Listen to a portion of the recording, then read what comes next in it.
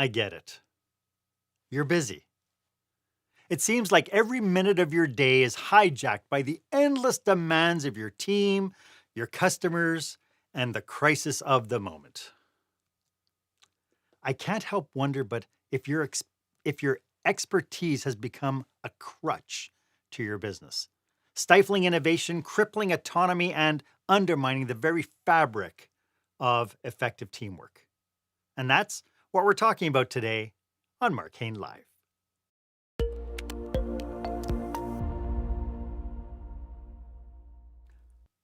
Welcome to this episode.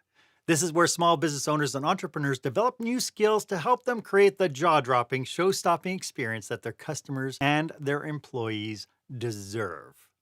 I am your host, customer and employee experience strategist, Marc Haine.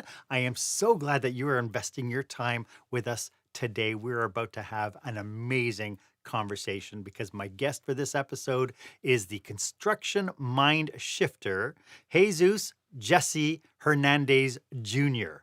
And today we are going to delve into a crucial yet often overlooked aspect of leadership: the art of empowering our teams to operate autonomously. We will tackle the pervasive issue of time bandits in the workplace, those practices and habits that stealthily steal away leaders' times, leaving them overwhelmed and the teams overly dependent. Before we get into the show, though, I have one simple request. If there is somebody out there, somebody in your circle who could benefit from the insights that we're going to be sharing today, please do them a favor and pass along this link to this episode. Knowledge is power, but only if we share it. And it would be a shame that you come across this magic content today that we're going to be talking about and you not share it with somebody who could really, really use it. You know, recently I met with a printing shop owner who says that it is time for her to retire. She's been at it for years.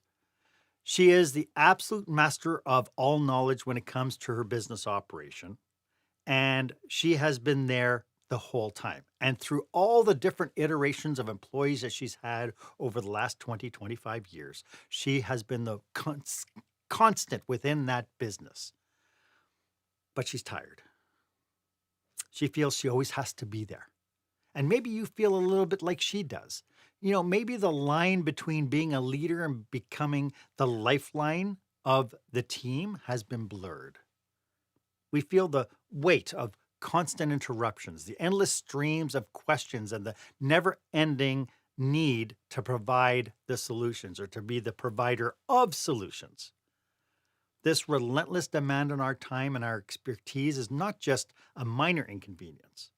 It is a significant, costly business problem that is hiding in plain sight, and it is the anchor to your business. That is, it's the anchor that's holding you back. It is draining our resources, it is hampering our team's growth, and ultimately, it limits our organization's potential for innovation and for success. So that brings us to our question of the day.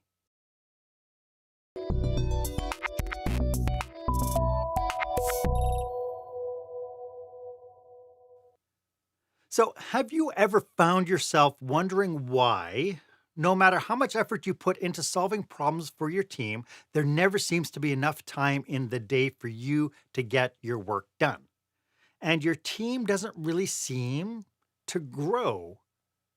They don't seem to be becoming more capable or more independent. In fact, you might be walking around going, gosh, why aren't they? Because you probably say, gosh, I know I do.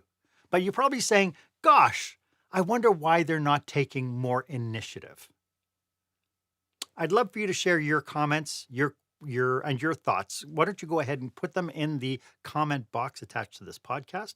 I'd really like to hear your 2 cents, and probably your experience will help other people figure out if this is resonating with them as well. As I mentioned, my guest today is the construction mind shifter, Jesse Hernandez. Yay! Jesse has a rich background that spans from practical construction work to advising executives. His unique perspective is that regardless of our roles, we share more similarities than we do differences. Jesse is dedicated to helping leaders evolve from the transactional to the transformational, emphasizing contribution ownership and vulnerability. His insights are encapsulated in his book, Becoming the Promise You Are Intended to Be. And his engaging live stream, No BS with Jen and Jess, is streaming. You'll tell us what platform it's on, eh, Jesse? Welcome. Welcome to the show. Thank you, Marc. Thank you. Such an awesome intro. Yeah, No BS with Jen and Jess. You can find it on the YouTube and on LinkedIn. Those are the primary spaces to find it. And it's like every other Saturday at 8 a.m. Central. Lovely. And BS doesn't stand for beef sandwiches, does it? Negative. No beef sandwiches. Okay. So, hey, before we get too deep into today's topic, could you tell us a little bit about how you serve your clients? Yeah, I guess the easiest and maybe most complicated way to describe that is by listening intently, um, to understand what it is that they're doing that's contributing to their pain. And when I figure that out, then the next step is for me to be, I would call it like courageously informative, meaning serving up the stinky truth about what that is, and then finding ways to help them get out of their way so that they can apply their gifts and talents to achieve the business outcomes that they're seeking. And so that's a lot of time, right? It's a lot of contact time, a lot of Sure. listening, a lot of asking questions, and really understanding where are they headed, where are they right now, what's in the way, and what are we going to do to move that ball forward. And without getting too far off topic, this is important conversations that business leaders need to have, predominantly with people who aren't involved in their businesses. Because I find all too often we talk to people within our businesses, and when I talk to leaders, they go, "Oh yeah, I got managers," and we get together and we talk about our stuff. But a lot of times when we're inside the mess, we can't really see the forest for the trees. Yes. And Yes. so your role is to be that trusted advisor. That's the goal, right? If when I'm at my best, I have become a trusted resource to the leader or decision maker that I'm working with. And because you know this, Marc, and I'm sure your audience out there knows this, as we progress in our careers through the organizational charts, the number of peers that we have becomes smaller. And it's so competitive, the likelihood that I'm going to share my issue with you when you might take my next promotion, there's all these weird power dynamics that come into play. So we get super tight, closed-minded, and then that's compounded with the fact that all our direct reports, because they want your favor or our favor as the bosses, they're going to polish up bad news and hide the stinky truths so that they don't lose favor. Mm. And as the leader, you got your hands on the wheel, but the wheel's connected to a different car or not connected at all. And so what I put my effort into is letting people know, like, hey, that's a great wheel. It is totally not connected to the car, and here's why. So let's dive into that bad boy. I love that because I think that a lot of times our problems within our organizations can be attributed to the nut holding the wheel. Yes, so totally. so and to your point, we could probably do a whole episode on scarcity thinking versus abundant thinking, Oh right? When God, we yeah. think about this idea, but we there are a ton of organizations out there. In the United States, there's Vistage, or sorry, there's Yeah. Vistage, and then in Canada, it's Tech Canada, where you get peers together. So you get CEOs talking their non-competing businesses, talking about issues that are there, and those are very, very valuable. But we also have on this channel, we have all sorts of resources on here about the importance of finding a coach and finding coaches that are Yeah. specific to helping you within that problem. So I'm glad that you're in that foray and glad that you are out there servicing the people who need it the most. So, and again, welcome to this show. Lovely to have you. Thank you. I'm So, excited. so I mentioned in the intro your word, which is this idea of time bandits. Could you define what that means and how it typically manifests itself inside a business environment? Oh, absolutely. So the favorite phrase of the time bandit is, "Hey, you got a minute? Hey, you got a second?" Like, no, I don't have a minute. I don't have a second. I'm stressed out. I got back to back meetings. I got reports that are due. I have a big problem that I'm kind of ignoring right now. So, no, I don't have a minute. No, I don't have a second. Now, that's kind of harsh, right? Because sometimes people Yeah. just want to engage and be human, and that's awesome. But the reality is, these time bandits, the people that will come and rob a 5 minute, 10 minute, 20 minute thing, what they're really doing is they're coming to me with their problem. And so here's the like counterintuitive thing. The answer to why is because I have historically taken that problem out of their hand, made it my own, and in effect conditioned them to be the time bandit that I'm irritated with. It's like cats. If you feed cats, what do? They keep coming Keep coming back. back. Yep. Right. They're not going to do anything to earn that food or serve themselves or feed themselves. They just show up because you keep feeding them. Um, but at the root of it is because I take the problems away from my people. And I do that every time they come to me with an issue and I give them the answer to the issue. I have just chipped away at their need or practice of accessing their critical thinking. I have chipped away at their autonomy because I am signaling to them that they don't know the answer, only I know the answer. And so, in effect, I'm creating this army of time bandits for me so that they can come and steal all my time. And I'm the root, I'm the problem. Yep. And we would define, and typically as leaders, we would take a look at that and say, well, I have an open door policy. I am here to support you, whatever you need. And so our service heart wants to be Yes. able to do that. Right. But it's Yes. kind of to your point. When I think about this, it's kind of like when my kids just started like elementary school and doing homework for the first time. And it's like, Dad, what's 2 plus 2? Right? And you want them to figure out, but then, in a shortness or whatever you say, it's 4, it's 4. Well, we've just taught them, if you have any problems, come to me and I'll give you the answer. You got it. And then they learn 0. Yes, they learn dependency, and so it becomes Yeah. learned dependency. And you already know, as a business leader or someone growing in through the managerial or leadership ranks, you need bandwidth and like brain space to learn new skills, learn new processes, and you ain't gonna have that while people are dependent on you because you've made them dependent on you. That's the key thing. Is like, folks, we're doing it to ourselves. Right. and Yeah. and we can break it, like we could totally break it, and it just requires some intentionality and a lot of practice. And we will get into some strategies to make that happen. But at the moment, I can imagine that some people might be watching going, no, I'm just supporting my staff. Are there any kind of common habits or practices that lead to the creation of these time bandits? You've already mentioned one, which is this, I'm always available, right? Hey, do you have a minute? Are there any other habits that leaders have that kind of perpetuate this ongoing kind of dependency? Yeah, I think one one habit, which I'm just gonna pick the one that I'm ultra guilty of, is my response to problems.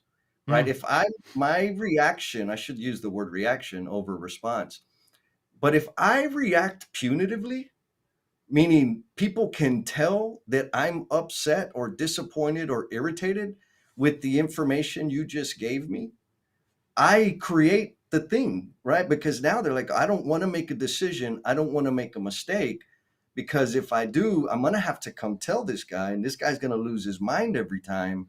So why make a decision? Let him make the decision. And so right. again, there's these small things, but that's a huge one that even after I started kind of practicing and working on this thing, even gritting my jaws when I get like, "Ooh, this is bad news," it's still interpreted as a negative response to problems. And so it's these types of behaviors that we may not be aware of, but we know we feel, that are signaling to our people, don't bring me bad news. Mm. Don't use your thinking, because I'm not going to be happy with it either way. Interesting that you say that, because part of, as you were saying that, I was imagining as well, how many times do we feel that, oh, come on, it's common sense? Or, Oh, hey, we yes. paid to train you. What do you mean you don't know this? Right? Oh, So those kinds of attitudes, even though we're thinking, oh, well, we have a guy here, been with me for 15 years. How does he not know this?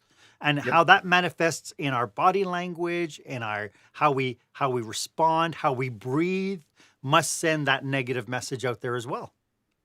I'm going to double tap on the training thing, Mhm. um, because we do this thing as leaders. I've done it, and I've had it done to me, where we send people to some conference or some seminar, some training, and the person sat there for X amount of hours, and we have this crazy idea that they should be experts on whatever that subject matter was, which is an unrealistic expectation, because at best they're going to come back with some vocabulary, some terminology, a new idea that they need to put into practice to Yeah. turn it into knowledge.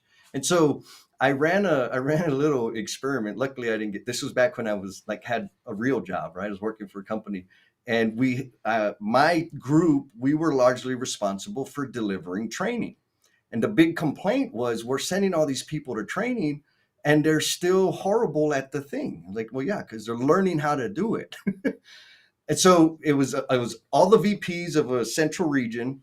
And before I did my report out about training, I said, okay, everybody stand up. I'm going to teach you the basic step to bachata, which is a Latin dance.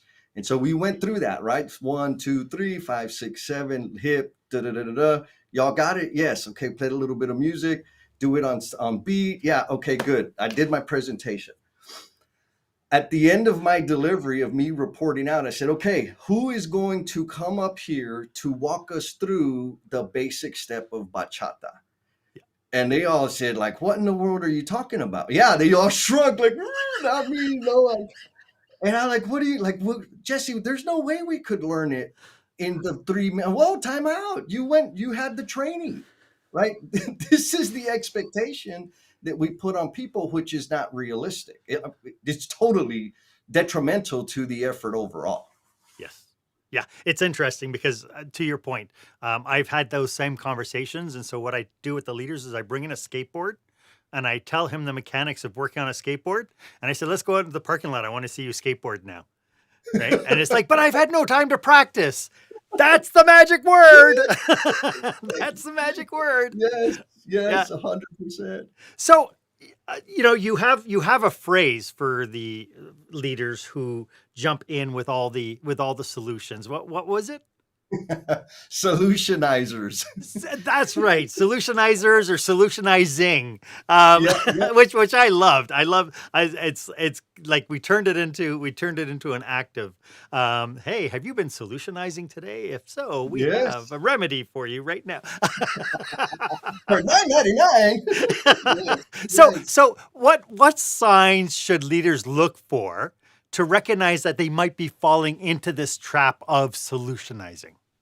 Oh God, this is my favorite. So one super easy one that we're all guilty of is when we're giving unsolicited advice. I'm sure you've been in a conversation where somebody is sharing this thing that they've been dealing with, and they come, or you're sharing with somebody, I'm working with what my kid can't really, oh, you know what you should do? You got to check out this YouTube channel, or there's this podcast you got to listen to. And so they start solution shanking you and giving you advice and their resources when you haven't even asked for them, right? Or seeing somebody struggle, and instead of letting them work through the struggle, you jump in and save them. And I'm going to say, like, parents are ultra guilty of solutionizing because they don't let the learner, in this case, their child, go through the struggle of learning the thing, whatever the thing is. And just like you said earlier, we learn through repetition. And so observing so that you have some data or intel so that you can coach in the need, or in the event there was a need or an invitation to coach, is the appropriate thing. But what we do is we jump in and again take the problem away and say, do this. You should do this. Why haven't you tried this? And it's in an effort to be helpful. The problem is, what I think happens as a human being when people are solutionizing me and telling me what I should try, what I should read, what I should listen to, is it's severing any connection that we had because I feel judged. I feel like, okay, this person clearly thinks I'm not intelligent enough to find a damn book on the problem. And I wasn't even asking for help or answers. I may have just been venting and sharing a situation, but Mrs. Genius in front of me has to give me all the damn answers she has, which minimizes me as a human being. And now Mhm. there's no connection. So that's the solutionizing behavior of just kind of walking by and saying, "Why are you doing it like that? There's a better way to do that."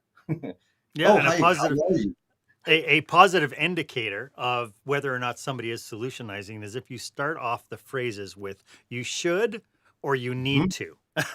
Oh my, yes, yes. Like, those are good. Like you're going, you're fixing to jump. Don't do it.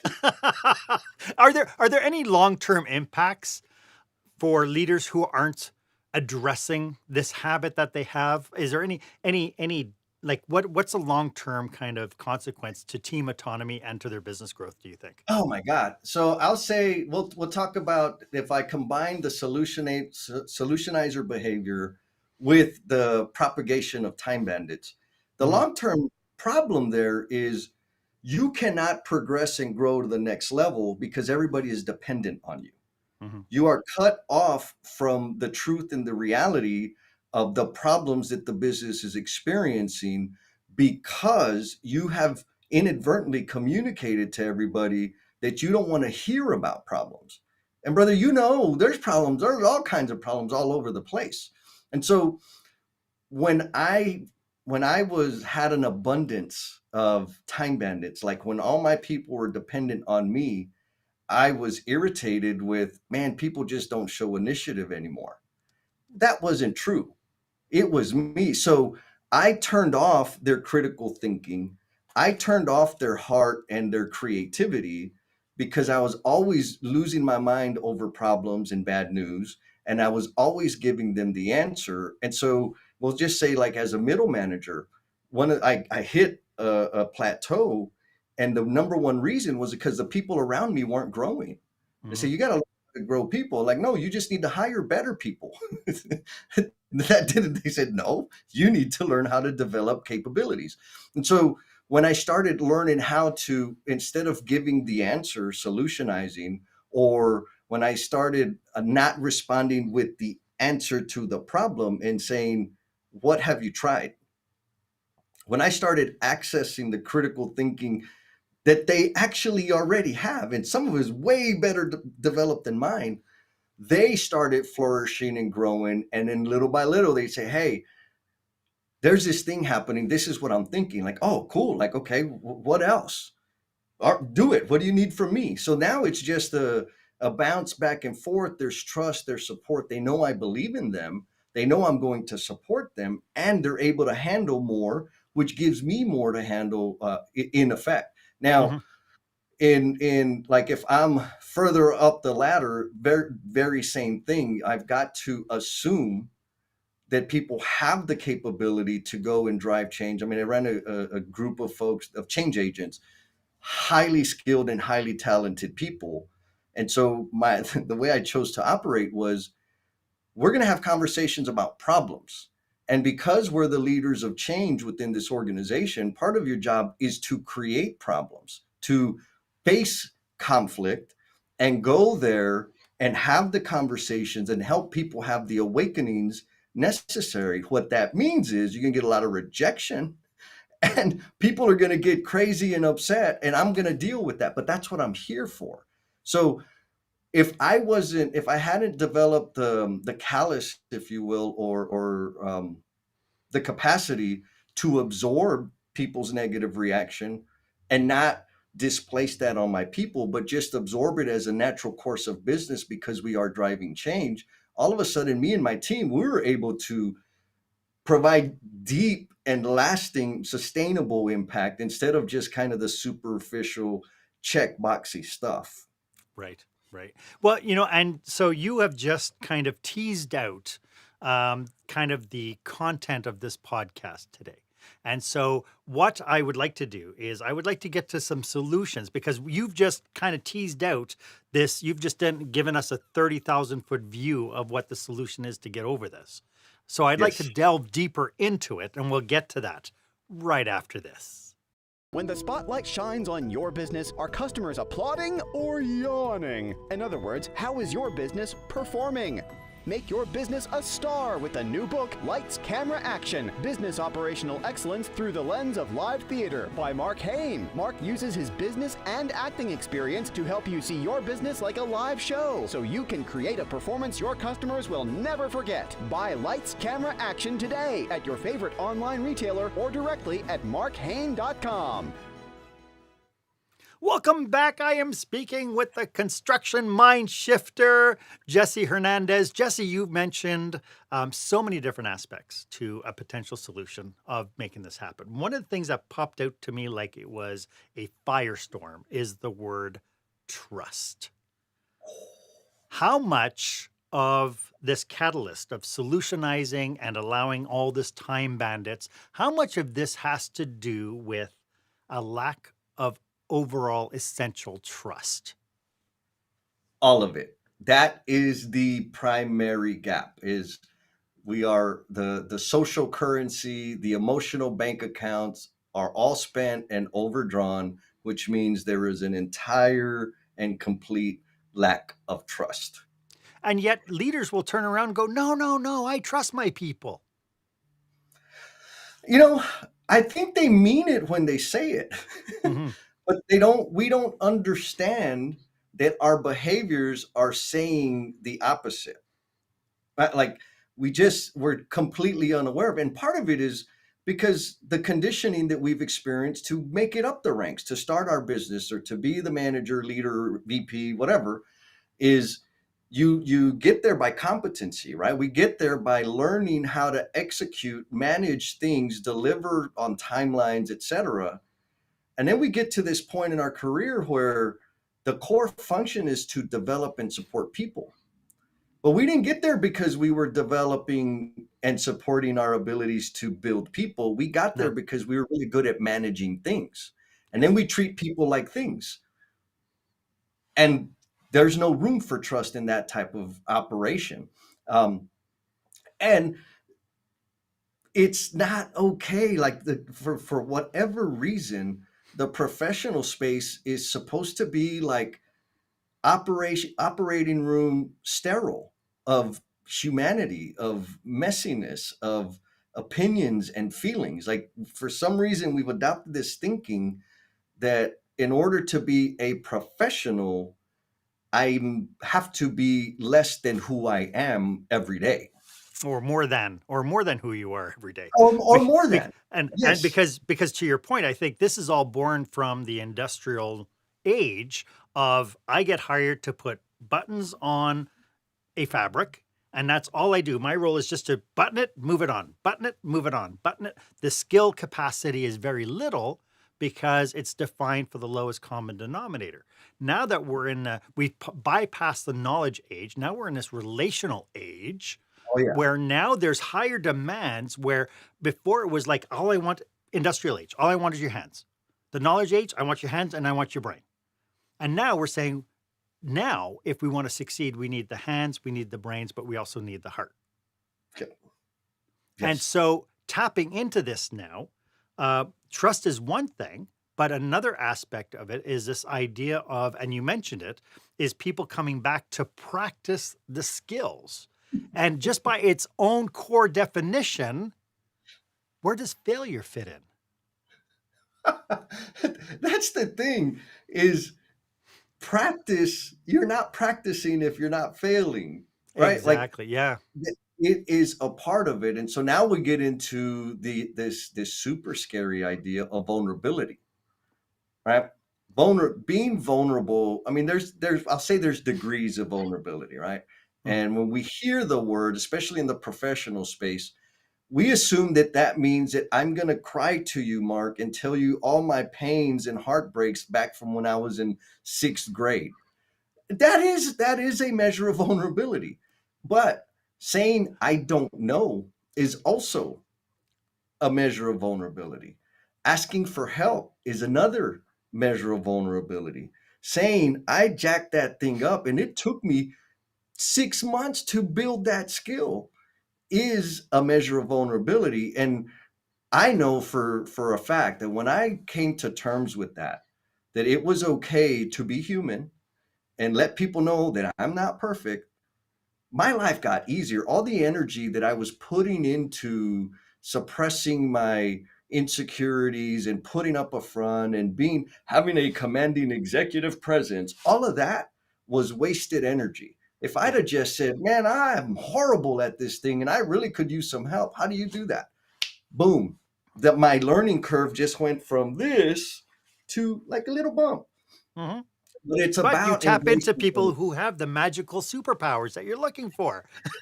that's it. I don't have to have, I'm never going to have all of them. And I Yeah, don't have to, because guess what? There's a million amazing people around that I can lean on and tap into their skill. absolutely. So, I mean, having said this, then, are there practical steps leaders can take to encourage problem solving and autonomy within their team? And if so, what are they? Yeah. So some easy ones is like manage or track your airtime. If you're making more mouth noise than the person in front of you, you're on the verge of losing or you have already lost. And so, what does that mean? Like, our instinct is to give an answer and explain and etc. If you shift that instinct and put like a what or how or why in front of whatever you're going to say, that's a step in the right direction. So asking a question instead of giving answers is one way to start building this autonomy and building this connection with the human being in front of us. Simply asking a question as the default mode, it takes practice. But if you do that, it's going to disrupt the normal pattern and it's going to engage the person in front of you like, whoa, this the almighty all-knowing person asked me a question, like, whoa, this is kind of a big deal. And then if you want to graduate from there, ask an interested or a curious question about the person's thinking on the matter. When we're asking curious and interested questions about the person in front of us, and what I mean by that is demonstrating interest in the human being, what they think and feel about the matter, not the facts and data and details about the problem, but where they're at as an individual with the problem. Now we're starting to build trust. Now this trusted resource idea starts to blossom and grow because you have demonstrating a real interest in me as a human being. And since that just got invited, guess what I'm going to do? I'm going to bring my human, which is all of me. I love that. That is such a great philosophy. And it really, again, ties into the fact that we are now in the relational age of leadership, not transactional age. This is for people who are tuning in, Jesse, how can people get in touch with you if this is really resonating? Oh, the best place to get a hold of me is on LinkedIn. So if you type in Jesse Depth Builder on LinkedIn, you'll be able to find me. If not, I got my website, depthbuilder.com. Perfect. You mentioned this idea of asking probing questions as a method to combat this. Can you provide examples of you mentioned open questions and Yep. probing questions. One of the things that I recognized as you were saying that is it shifts the responsibility to the leaders now to become more intentional in what they're Yes. doing. So are there other examples of ways that we can become that intentional with our team members to make absolutely sure we're not crossing that line into solutionizing? Yeah, absolutely. And actually, I'm going to steal the rules. It's a set of rules that we use with the emotional bungee jumpers, which is a group that we actively work on this skill set. And so the rules are this: no closed-ended questions, meaning no yes or no questions. No leading questions like, have you tried? That's a leading question. Negative. That's a violation. And no advice. Like if you just avoid those three things and try it, because it's not easy, right? No closed-ended questions, no leading questions, and no advice. Everything else counts, provided it's focused on the person's thinking and feeling about the situation or understanding of the situation. Again, the questions are focused on the human being, not the situation. If you can get your mind wrapped around that, you're going to be it's one of those things that you can't unsee. You'll see other people that always ask closed-ended questions.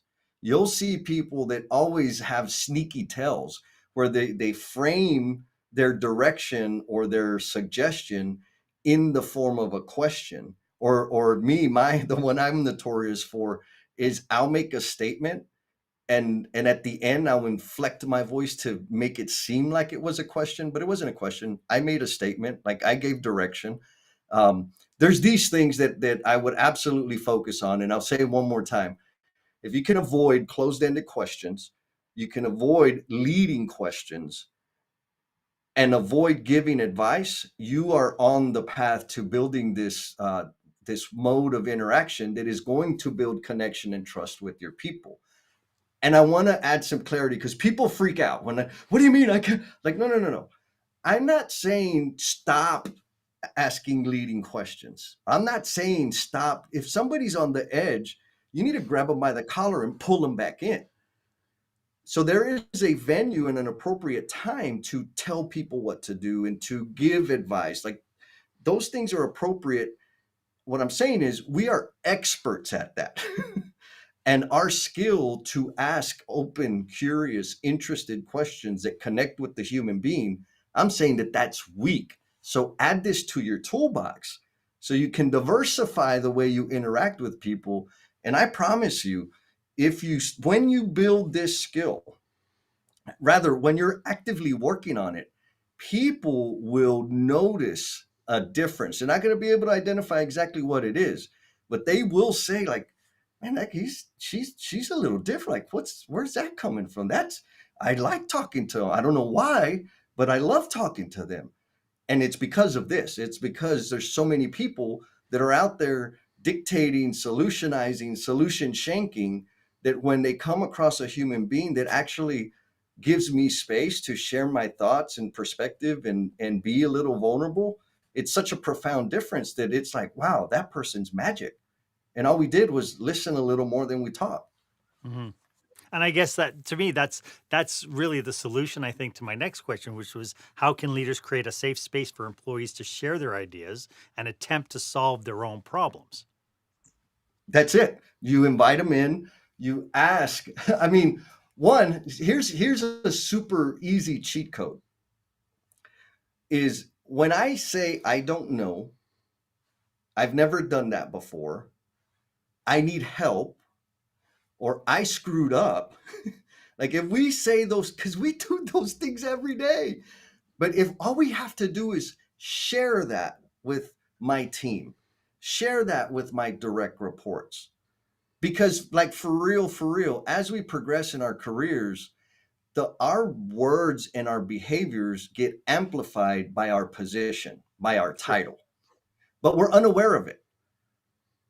And because we never say, I made a mistake, I dropped the ball, man, I made a $10,000 a decision that lost us 10 grand in 2 minutes, and we don't share that with people because I know we've done it. They think the reason I'm where I'm at is because I'm perfect, because I don't have any problems, because I never make a mistake. And so to create that space, demonstrating interest is a long way into it. But a way to get there super fast is share your mistakes, share your shortcomings. And then because it humanizes us. And when we can admit to our people that are reporting to us, that are aspiring to be in the roles that we're in, that we're human too, that's a big deal. That's like, it's not, if you say, well, I have an open door policy, that's not the same as saying, No. Man, I almost got fired 2 years ago because of X, Y, and Z. And I was terrified. I didn't know how I was going to get out of it.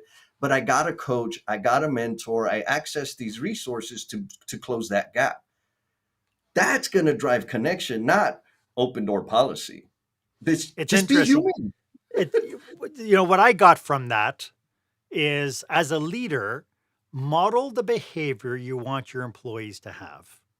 Right. That's So it. if you want them to be open and honest about their challenges and not try to struggle, staying at work until 8 p.m. because they're trying to figure out something and they're afraid to come to you and tell you that they don't know how to do this or they don't know where the resource is. And so people spend a ton of time, right? Modeling as a leader that it's okay to turn around and say, you know what, it's okay to make a mistake. Here's how I made a mistake. Or to come back in and go, you know what, that deal that I thought was going to take off, it didn't. It cost us a fortune. So guys, let's gather around and let's figure out how we're going to overcome this. Yeah, yeah. And I want to add, Mark, the inverse is also true, right? Like if I need to demonstrate the behaviors that I seek. Yeah. And when my people are exhibiting behaviors contrary to what we're looking for, I need to take that as a reflection of what I'm showing them to do. They Mm-hmm. are they are modeling my behavior. So they didn't just get it from nowhere; they got it from me. And if I take ownership on that, the the time frame in which to correct it gets super super small and it gets real easy, provided I take ownership. Yeah. Yeah. When we come back, I'd like to talk about some cautionaries and some pitfalls that we should be aware of as we try to adjust ourselves to make adjustments to become better leaders. And we'll get to that right after this. When you're delivering an important speech to a huge audience, it's easy to lose your place or go way over time. Give yourself an advantage with the Pro Speaker Presentation Speech Timer app. No more checking your watch or calling for time. The Pro Speaker Presentation Speech Timer app keeps you on track with easy-to-see timers, even changing color for visual prompts during your speech. And you can set audio cues to practice, or set it to vibrate so you don't even have to look. Be the pro you know you are. Download the app at speakerpresentationtimer.com. We are having a fabulous discussion. I hope you're getting a lot from it. As you can tell from our discussion today, Jesse and I are deeply dedicated to supporting business leaders just like you.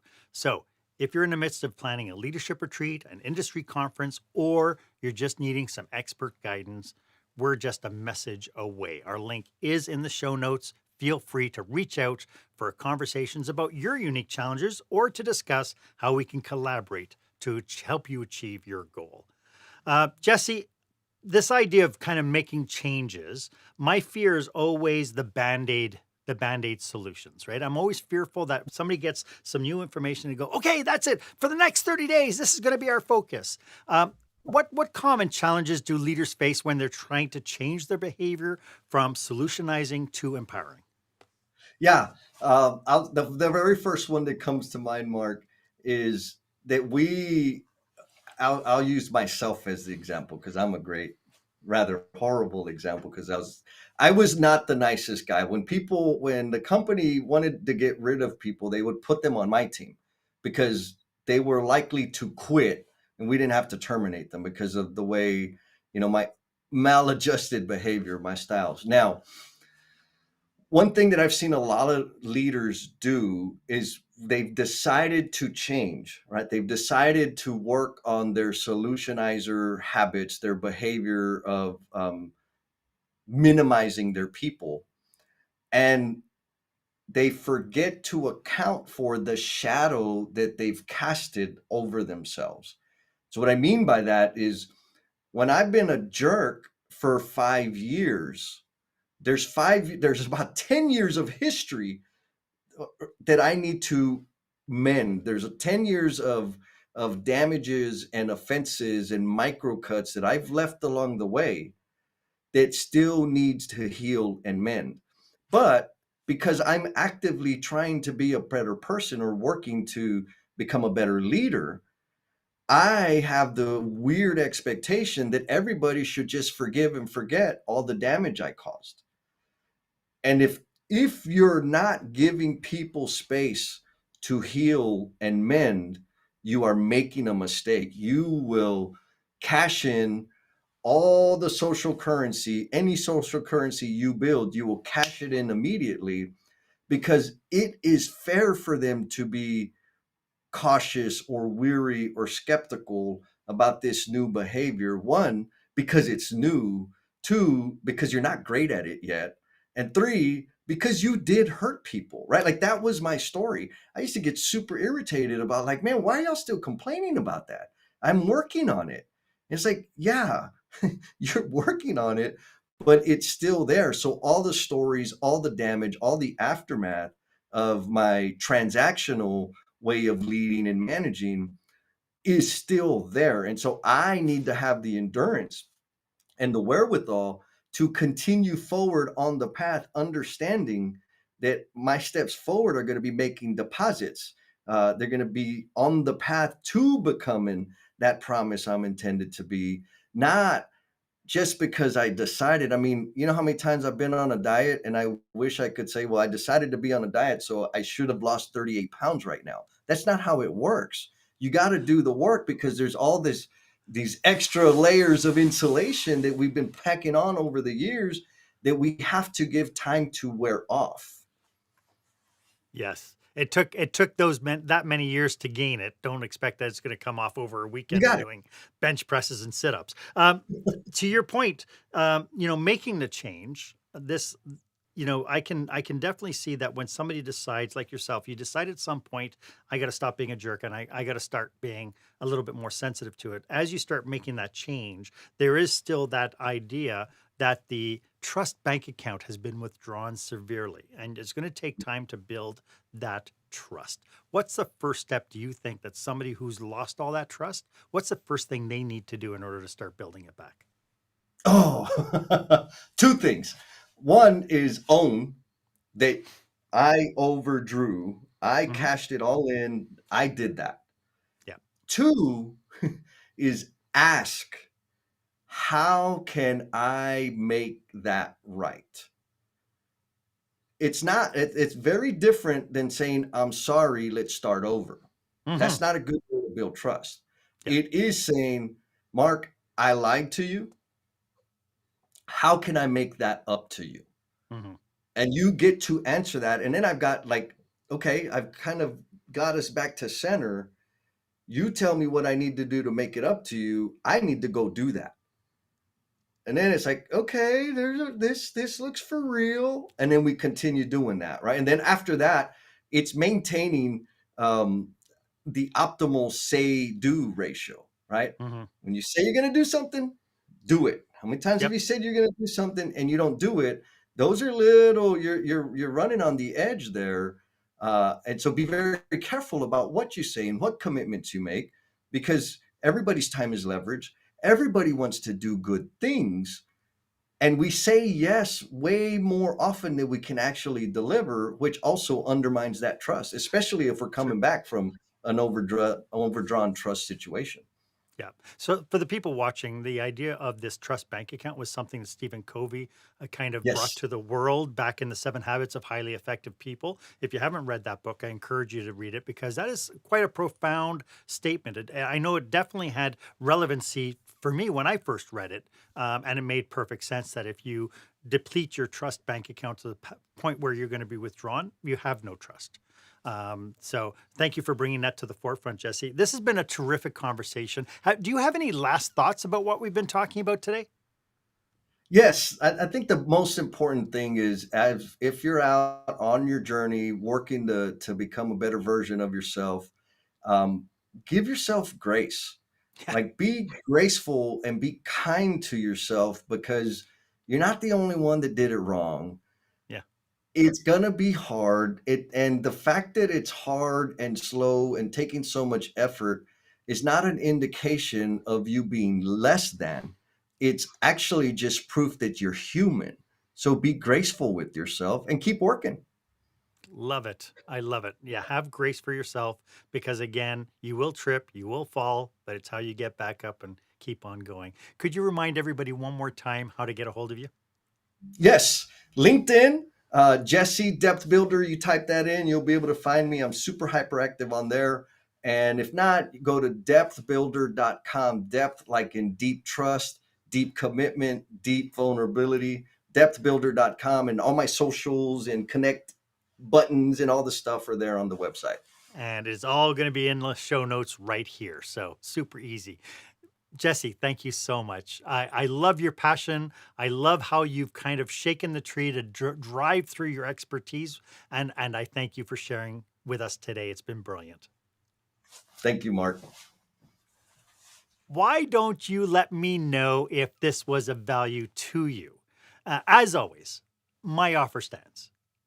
If you would like 30 minutes of my time to brainstorm your business with you and your team, feel free to book yourself on my online calendar. The link is down below in the show notes. It's the one that is marked meetwith.marchaine.com. It would be my absolute honor for me to be of service to you. And while you're at it, why don't you go ahead and leave a comment or a review about this episode? I'd love to get your feedback. Was this of value to you?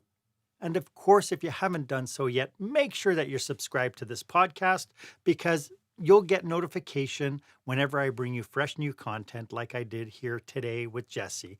And you'll get it in your inbox, and you'll know when we launch brand new episodes. Thank you so much for joining me today. I hope this was of value. My name is Marc Haine. I hope that you stay safe. I hope you stay healthy, and I hope you dare to be the exception.